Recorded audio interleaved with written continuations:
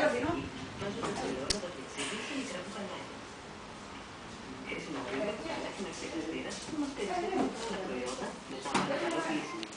Είναι χρήσιμα για εμάς αλλά και για τους καλεσμένους μας να ψεκάσουν για παράδειγμα τη σαλάτα τους και όσο να εξηγεί θα είναι.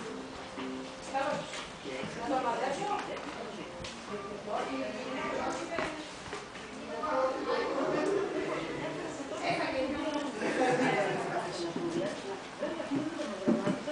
Γεια σας. Έλα. Λοιπόν, θα λέμε, ναι. Γεια. Έλα, πέρα να πω.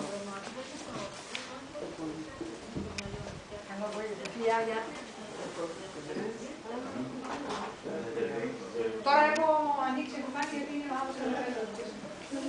Ανοίξτε.